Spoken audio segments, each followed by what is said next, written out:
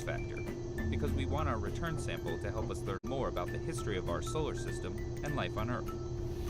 That dropped our target list to 12 asteroids with a known composition. And from there, only 5 of those were ideal for sampling because they are known from Earth observations to be carbon-rich.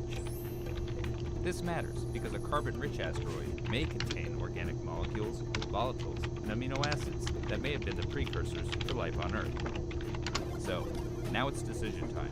Of these 5 contenders, why Bennu? Quite simply, it's because there was more information about it available to scientists.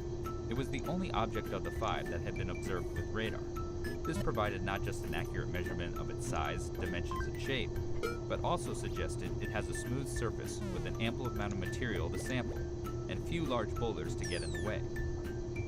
We didn't have this level of detail with the others, which put the ability to safely get a surface sample in doubt. Sorry, fellas. The material we gather from asteroid Bennu will help generations of scientists better understand how the planet's formed, and the source of the organic materials and water that help spawn life on Earth. And beyond learning about the past, studying Bennu can help us plan for the future. Everything from space travel to utilizing natural resources and better understanding the risks of asteroids. And this is why we chose Bennu. OSIRIS-REx is a NASA mission to explore near-Earth asteroid Bennu, a remnant from the dawn of the solar system, and to return a sample of Bennu to Earth. On September 8, 2016, OSIRIS-REx began its journey to Bennu from Cape Canaveral, Florida, aboard an Atlas V rocket. It lifted off shortly before sunset, climbing eastward over the Atlantic Ocean to traverse the night side of Earth. 1 hour later, OSIRIS-REx separated from its Centaur upper stage rocket and drifted into space. It deployed its solar arrays to catch the rising sun and made a final pass over Australia before embarking on its outbound cruise to Bennu. After a year in orbit around the sun, OSIRIS-REx briefly returned to Earth in September 2017 for a gravity assist. The spacecraft passed within 18,000 kilometers of Antarctica, then turned its instrument deck toward home to capture images and spectra of the Earth and the Moon.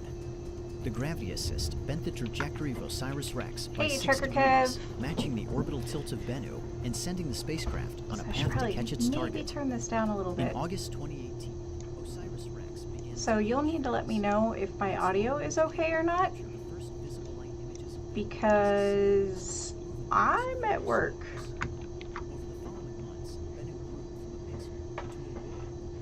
Okay, good. We are watching OSIRIS-REx land on Bennu, I think?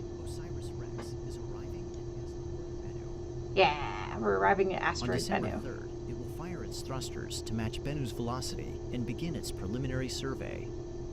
OSIRIS-REx will pass high above the equator and the poles, measuring Bennu's position and mass, and refining its size, shape, and spin. On New Year's Eve, OSIRIS-REx will venture close enough to Bennu to be captured into orbit by its minuscule gravity, okay, we're not landing making today. it the smallest world ever to be orbited by a spacecraft. In early 2019, OSIRIS-REx will break orbit to conduct a detailed survey of Bennu.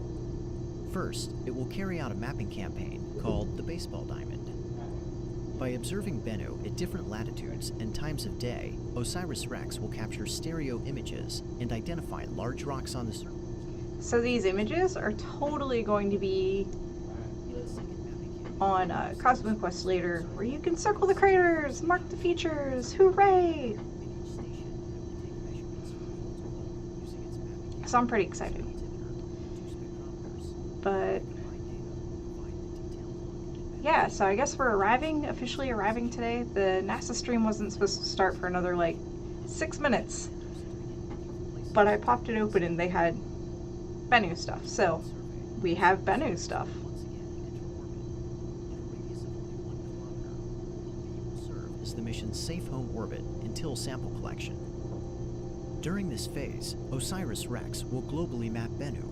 It will fly in a polar orbit as the asteroid rotates beneath, enabling full coverage of the surface. Orbital beast precession, or wobble, will also be used to measure Bennu's gravity field, along with the non-gravitational forces that are slowly altering Bennu's trajectory. Whoa. In mid-2019, OSIRIS-REx will begin its reconnaissance phase. It will break orbit and fly over They are doing so much stuff. high-resolution images. Flying at such close proximity will reveal large pebbles that could pose a hazard during sample collection. Hey Larry, I'm at work today. Like actual real work. So, yeah. I'm trying to balance the audio and all the things. OSIRIS-REx will fly over the 2 final candidate sites, spectrally mapping the surface to reveal its chemical composition. This information will help mission planners determine the most valuable site for collecting the sample. Once the final site has been selected, OSIRIS-REx will begin its rehearsal phase. First, it will practice autonomous flight to a predetermined checkpoint where it will start its descent during sample collection. Next, OSIRIS-REx Hey Tanner, how you doing today? will lower to within 30 meters of the surface to match Bennu's speed and rotation, a necessity for safely touching the asteroid. Finally, in mid-2020, OSIRIS-REx will be ready to collect a sample of Bennu. Before it descends to the surface, the spacecraft will deploy its touch-and-go sample acquisition mechanism, or TAG-SAM, a new technology invented for the mission. When it reaches the checkpoint, OSIRIS-REx will begin its final descent. It will pull back its... You will be so glad when that finally is over, and I will be glad because that means you can play more video games with us. It will blow high-pressure nitrogen gas into the soil, stirring up loose material. A filter within the sample head will trap rocks and dirt while allowing the gas to escape to space. Once the sample is collected, OSIRIS-REx will fire its thrusters and back away from Bennu, retreating to a safe distance with its precious cargo. Following collection, OSIRIS-REx will verify the status of the sample using a camera called... Hi Ironheart, I don't think I've seen you around before. I'm Annie. So I think Dr. Pamela is going to join us later. The official NASA coverage started a little early, so I just kind of popped in here. But yeah, they're just talking about Bennu and OSIRIS-REx and all that other stuff, so I'm going to turn it back up. Hey, Star Song, good to see you! Mission planners will command the spacecraft to stow the sample. StowCam will watch closely as the sample head enters the return capsule and is secured in place. OSIRIS-REx will then detach the TAG-SAM arm from the head, seal the sample return capsule, and prepare for its journey back to Earth. After departing from Bennu in early 2021, 15 minutes, I think? They said about noon Eastern Time. the spacecraft will release the sample return capsule, then deflect away from Earth to its final orbit as its piece of Bennu comes home. The capsule will enter the atmosphere over the night side of Earth, streaking towards the central California coastline at over 12 kilometers per second. West of the Great Salt Lake, at an altitude of approximately 33 kilometers, the capsule will initiate its parachute sequence, stabilizing and slowing its descent. Upon landing in the Utah desert, the sample will be recovered, carefully removed from the capsule, and taken to the OSIRIS-REx curation facility at NASA's Johnson Space Center in Houston, Texas.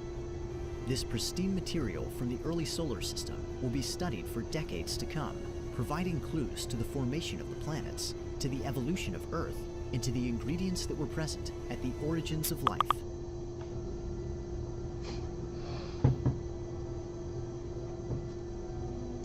Alright, wow, this is pretty wild. Like, I knew this was a thing, but I didn't know, like, everything behind it.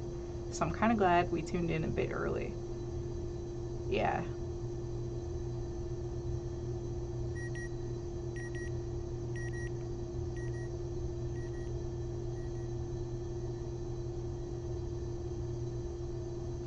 This is totally high amounts of excite. I'm excited because there's like all sorts of data coming back from this project. Not just the physical samples, but the actual pictures and things. See, now they're all like, well, here's the official coverage. Dur, dur, dur, dur. But I'm glad we tuned in early because that was pretty informative. I think those videos were posted solidly on the webpage, but I don't think I would have clicked and pulled them up just in time, or pulled them up to play.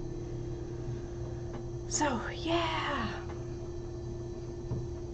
And the images that Bennu sends back are eventually going to be available on CosmoQuest to circle craters and mark rocks and boulders and crater chains, and I don't know if there's going to be any ejecta crater, but we'll be able to mark these images, which is why we're so excited. Yes!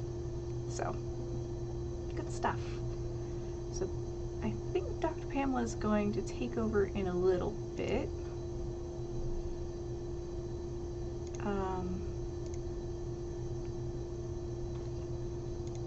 So if the stream drops, don't panic, we're just doing a handover, etc, etc, etc. So, hope everybody's having a good morning, night, day. Oh, things are happening. What's happening?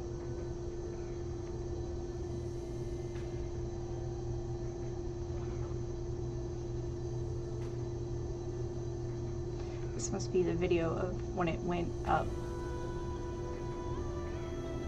Of when it was launched. Well, not the real video, but you know what I mean, the in animated. Still cool.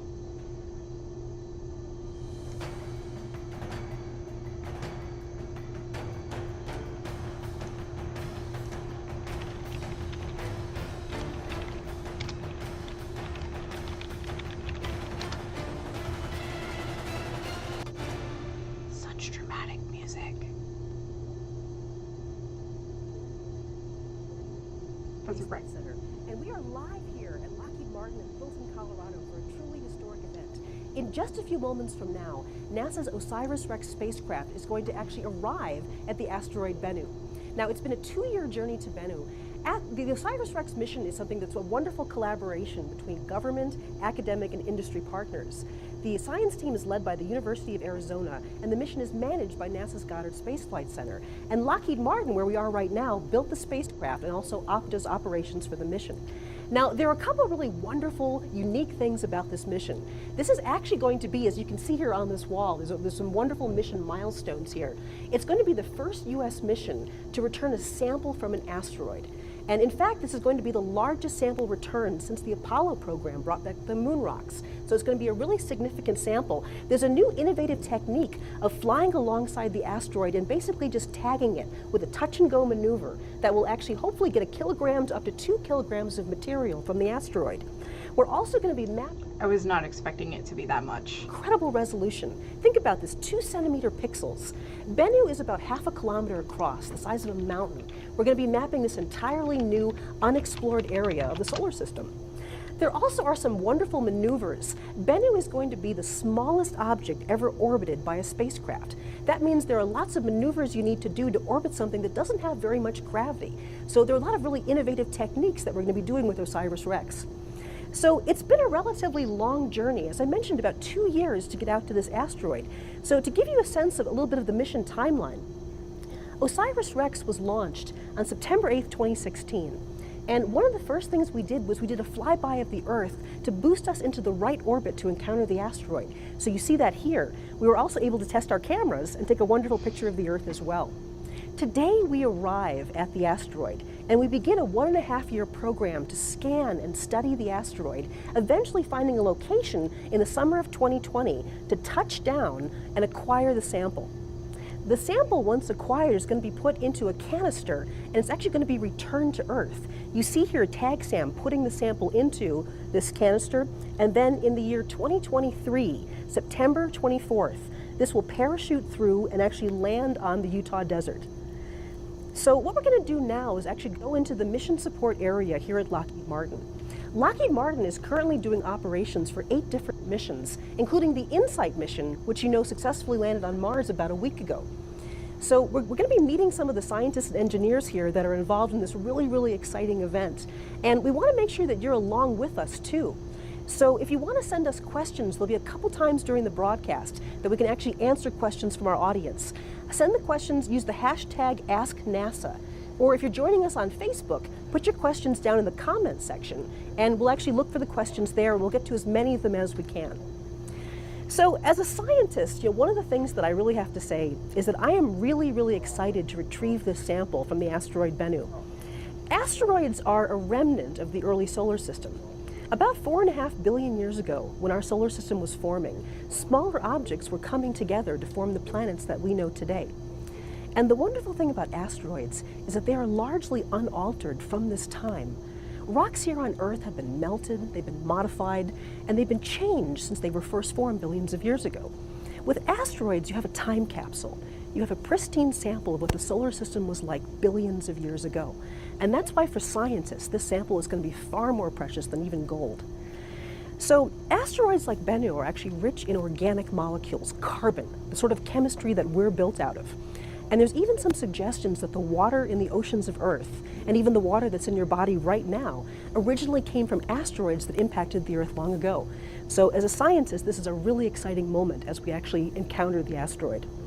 So I'm here with Mark Fisher. And Mark Fisher is the chief spacecraft engineer here at OSIRIS-REx. And Mark, tell me a bit about Lockheed Martin's involvement in this mission. Well, welcome, Michelle. Yeah, we've been involved since the very beginning of this project. Okay, I want to mute this for a second, but seriously, 1 pixel equals 2 centimeters? That's wild. Helped in that design phase back and forth, what can we do?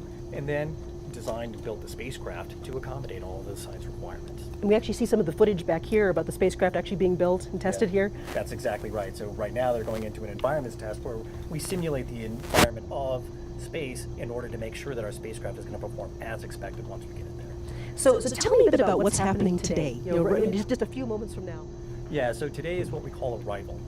So when we reach 20 the asteroid, what we're going to do is do a burn to put us into the precision flying regime that we'll be doing for the next year and a half or so in order to map and It really is, Tanner. It's going to be wild. the best possible place to go get a sample of the asteroid and bring it back.